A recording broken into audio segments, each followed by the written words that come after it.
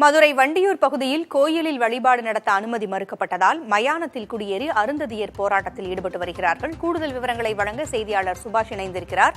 சுபாஷ், இவர்கள் கோரிக்கைகளின் முழு விவரங்கள் என்ன?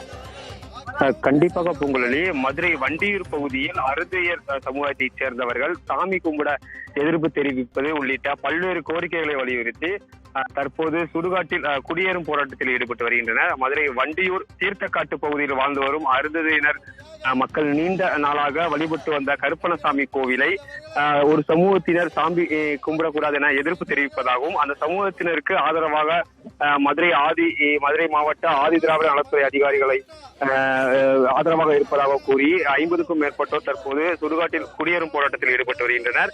மேலும் இவர்கள் தேர்தலை புறக்கணிக்கப் போவதாகவும், ஒரு சமூகத்திற்கு மட்டுமே அந்த தீர்த்தக்காட்டு பகுதியில் இலவச பட்டாக்கள் வழங்கப்பட்டு வருவதாகவும், தாழ்த்தப்பட்ட மக்கள் அனைவருக்குமே வழங்க வேண்டும் என வலியுறுத்தியும் இந்த போராட்டத்தில் ஈடுபட்டு வருகின்றனர். இந்த மாரியம்மன் நகர், பம்பம்பட்டி நகர், சங்கு நகர், காளியம்மன் கோவில் தெரு உள்ளிட்ட தாழ்த்தப்பட்ட மக்களுக்கு இந்த சுடுகாட்டில் இந்த தீர்த்தக்காட்டு பகுதியில் இலவசமான பட்டா வழங்க வேண்டும் என கூறி இந்த சுடுகாட்டில் குடியேறும் போராட்டமானது ஈடுபட்டு வருகின்றனர்.